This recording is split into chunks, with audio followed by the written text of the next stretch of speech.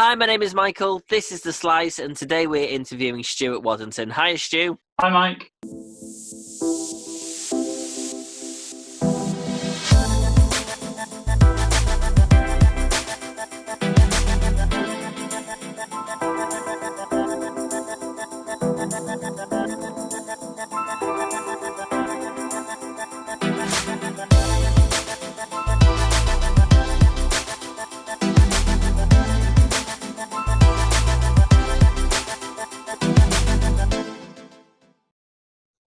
So today we have Stuart. Now, Stuart is a very good friend of mine.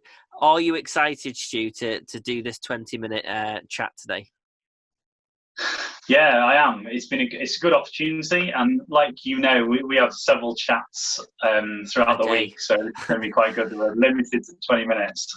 Yeah, we are limited to 20 minutes, and to make sure that we do 20 minutes, I'm going to set a timer. Are you ready for me to set the 20-minute timer? Yes, Good stuff. The 5-minute countdown. Right. Okay. So we're going to press start now. You have 20 minutes. So, Stu, first of all, I just want to say that, when we chat, you always seem to give me so much kind of energy in our conversations. You've got so many ideas and you implement so many things. What are you up to at the moment? Tell people a little bit about who you are and what you do. So, I try my best.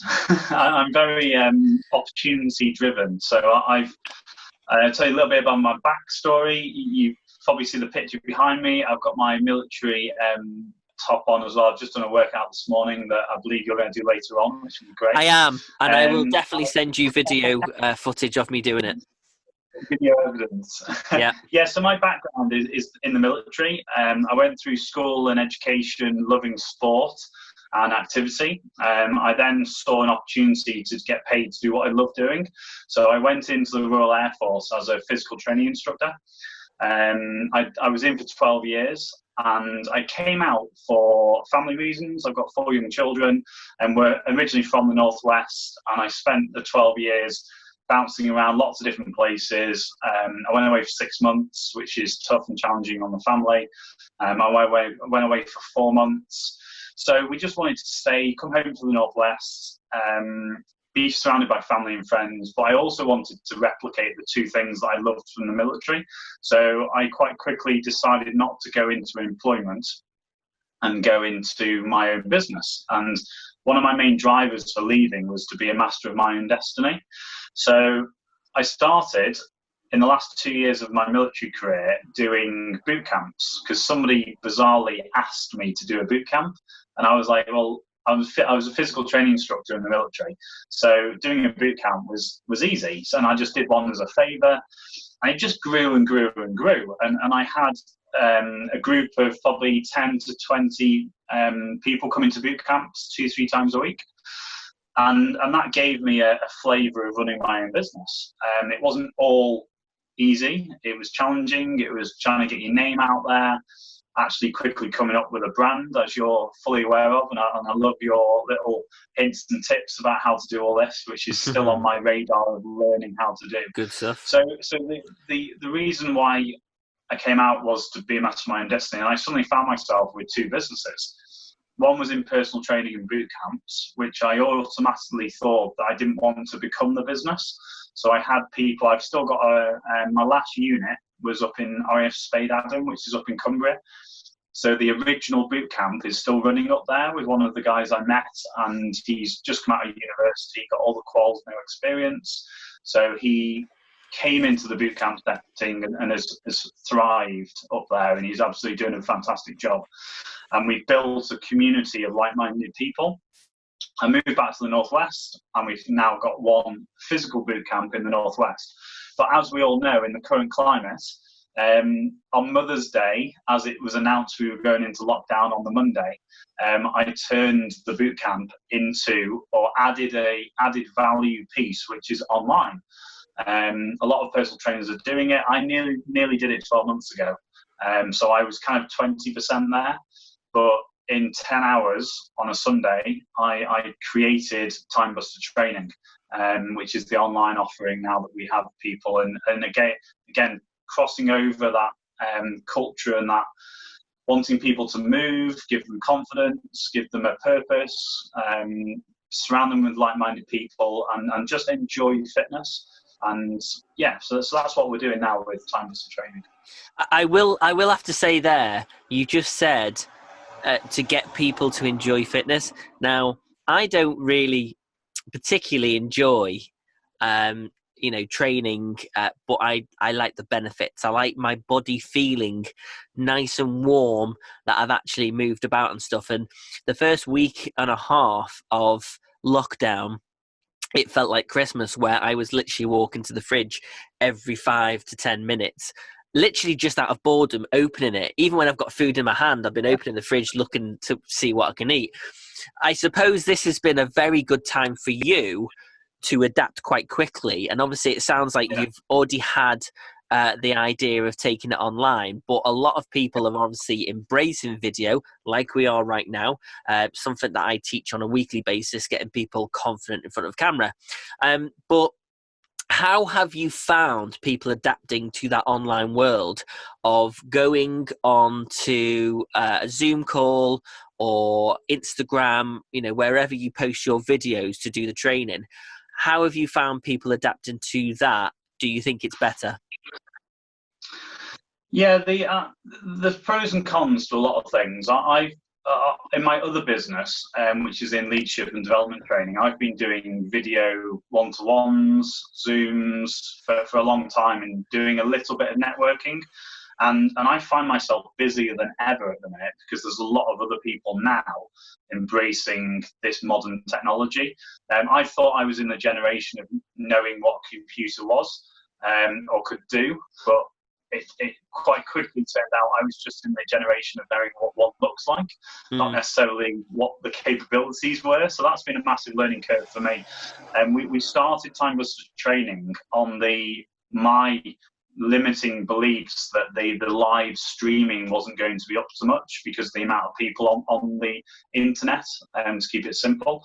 But we've quite quickly turned into, we're just doing lives on the Zoom platform. Everybody can join me and I can see them, they can see me, but we also stream it live to our private Facebook group.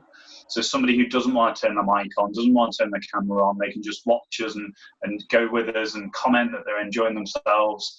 You like getting on the camera. I don't mind. But it's been interesting because everybody, as I transitioned, everybody said that they preferred the lives and preferred seeing other people, because we're community-based creatures, aren't we? We like to see. A lot of the boot campers, I've had some feedback from, they enjoy coming to the boot camp. It's their time. So there's a little bit of a barrier there that you have to still be in your home. But the people are getting around by training in the garden, they train in their front room, they can train in the kitchen, train in the garage. So it is still giving yourself that routine and that time for you. And you know what, the main vision and the main driver I have is that it's the 80-20 split. So people don't realise that the actual physical moving, putting your shorts, t-shirt on and sweating is just the 20%. That's a nicety to have. And to find somebody who you like training with and a group of people to train with is fantastic. The added value in what I'm creating is the 80% piece. So on Facebook, in our private group, we have Motivation Monday and Feedback Friday. As cheesy as it sounds, it just gets people to think, like, what Motivation Monday is about, what's your focus this week, and to share and to talk about it. Because if you share and talk about it, you're more likely to do it. Yeah. And then Feedback Friday is that look back piece of like, what's been done well this week? How have I achieved? But what do I need to work on next week? I go live once a week in the group and talk about education pieces, topics for you to think about, and then I'm going to be getting Time Buster trainers, including yourself, to be talking about their journeys. But also, I've got a lot of inspirational people that I've worked with in my past, and some people that are specialists in their field in the fitness and health industry. So I'll be bringing them on to talk about their perspective as well. So it's all about adding that extra information and not just putting your shorts and t-shirt on and training and sweating. And that makes a lot of sense actually when you think about it. And some of those points that you've picked up on, I can relate to. I do want to ask you actually, going back to your life in the RAF. How did you find coming out of such a kind of regime? Really, how did you find coming out of that kind of system and adapting into everyday life? Because I can imagine from how old were you when you went into service, and also, you know, you come out as an adult, really, don't you, if you've gone in quite young? And how did you find that kind of transition? Yeah, so I didn't go in too young, actually. I was one of the older people in my intake, if you like. So I went in at 24. I went to college, I went to uni, and I did some work after that as well. So I went in at 24, came out early 30s, and to be honest, quite a few people, and I'm doing some work now with other people that are transitioning from the military into civvy, because it's a big thing that not a lot of people talk about, and almost I've not. Some people say, "Do you miss the military?" And I always say I've not had a chance to yet. Yeah, I've been too busy. Some of my colleagues I still keep in contact with, when they're doing all the fun stuff, I sort of think, right, okay, yeah, but that's only like one element. I've not had a chance because I've been doing my own business for the last 4 years. I technically have 2 businesses that are running, and I'm always looking at opportunities. I was a partner in a business that ended up not really coming to fruition. And then I've also got a business that's on paper at the minute, which is a really good opportunity. I'm just going to do a bit more strategy, business planning, and looking for investments as well. So I've got so much going on, and I've got a young family. I need to give them some time as well. So it's a balance, and I think there's so many transferable skills that you actually get. You don't realise how much you get from a military training, military lifestyle, military experience. And it's been quite eye-opening now working in the non-military. I call it a bubble, because you are protected. I've had a fantastic time. Some of the stuff I did in the military, people always say, "Well, why did you leave?" Because it sounds like you had a great job and a great experience, which I did. I just wanted a little bit more, and I'm getting that. And I'm really pleased about where I've got to, but I'm always looking forward to develop as much as I can. Yeah, and I think obviously coming out of that gives you a whole new lease of life, doesn't it, really? And I think you kind of come out with a kind of blank canvas to go, right, this is what I've learned, this is what I know I can do, this is what I can transfer in terms of skills. And it's giving you that kind of freedom. And obviously, coming out of the military, obviously you don't spend as much in terms of living costs and stuff like that. So you've been able to kind of go, right, I've got a bit of breathing time now to focus, and you've not had that pressure, or maybe you have had that pressure of creating businesses that you know that you can go forward with. Yeah, and some of the things I say about it, one of my main drivers is doing something I really enjoy doing, and that I'm very lucky enough to say that I completely have that. I kind of laugh at the fact of, have you heard that saying about entrepreneurs are the only people who will spend 24/7 avoiding the 9 to 5, and that really resonates with me. I don't want to be stuck. I nearly went to get a job. I actually got through to the last stage of a job interview, and it was in Manchester, and I was really passionate about the business owner. They were really inspirational, and I wanted to be part of that business. And again, transferring a little bit from what we were saying about the physical stuff to going into my leadership and development side. But it was in Manchester, and I actually, about 12 months ago now, went and did a 2-day workshop over there. And one of the nights I came home, it took me like 2 hours to get home because of the traffic. And you know, and I know that can be sort of 45 minutes on a good run. And if I was working over there now, I would not be liking loving life at all. I love the flexibility and the ownership I have on what I do now. Yeah. So yeah. Yeah, because I think when I went self-employed, for many years, I mean, I worked in Starbucks for 7.5 years. And you know what? I absolutely loved it. And I learned a lot about people. I think when you're in a really good working environment, you learn so much because you're passionate about what you're doing. So therefore you take more interest in that maybe the business, the company. And, for me, coming out of it, I thought, how does someone who's, had ADHD when he was younger, got bounced to different schools, is dyslexic, how is he going to go self-employed and run his own business? But then I did it. But then before I went self-employed, I was filming a sitcom that took me 10 years to get to production.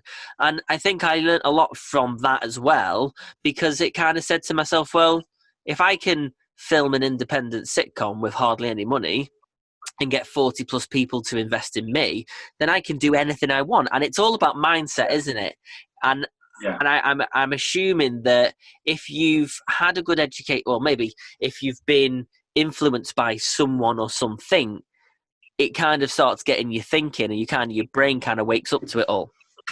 Yeah, and that's what I'm doing that's what I'm trying to bring to the Time Buster training, that passion, why is it important that you make that choice to start your fitness and health journey? Some people that are in our Time Buster training tribe, as I've sort of coined the term, being a tribe of people, because we are, like I said, we build, we resonate, we drive forward, and we have that accountability and that drive forward with like-minded people. It's really strong and really encouraging.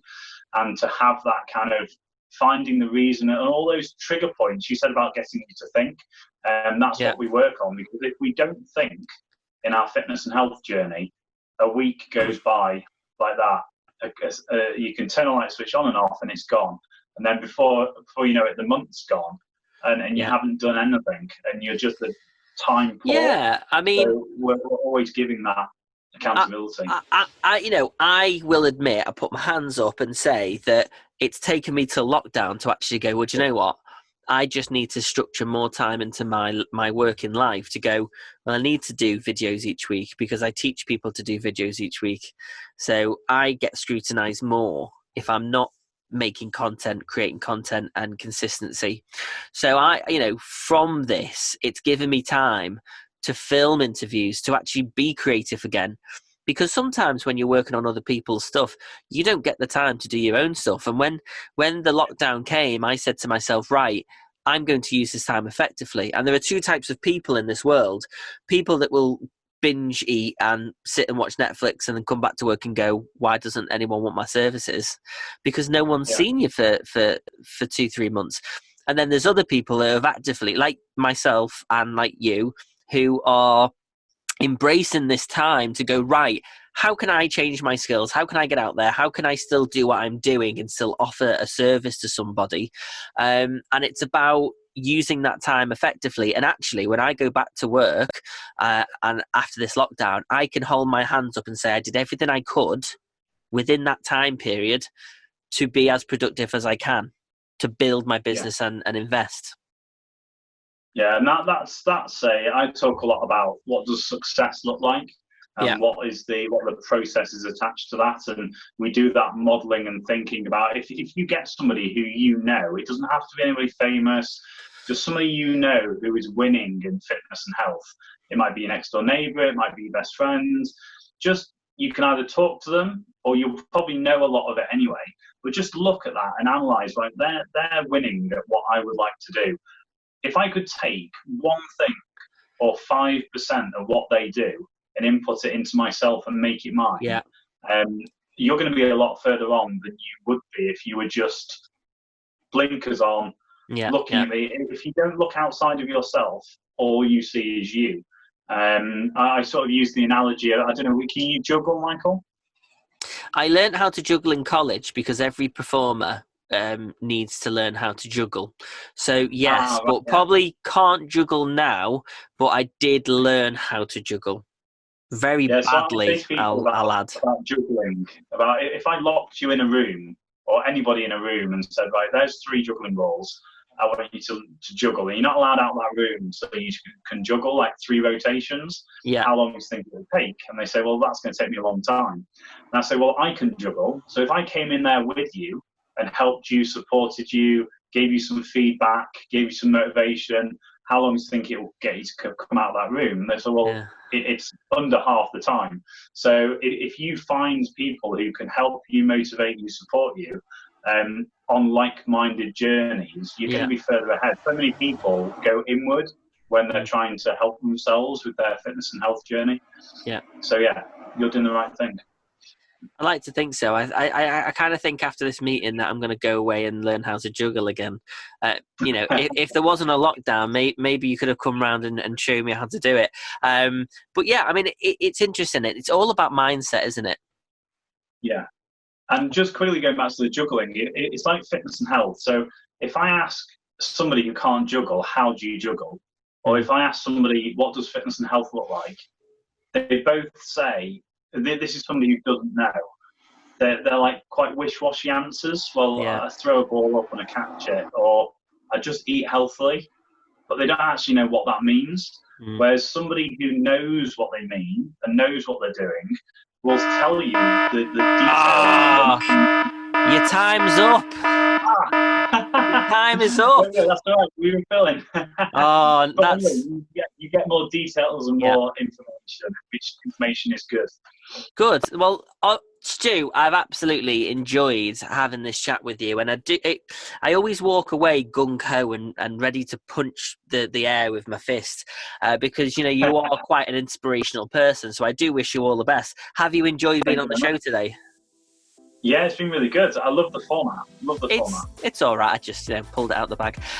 Thank you very much, Stu, for coming onto the show. If anybody would like to come onto the show, please drop me a message. If you'd like to see any more of the shows that we've done in the past, then please go to our YouTube page and you can hit subscribe and you can get them in your feeds. Thank you so much for watching, and I'll see you all very soon.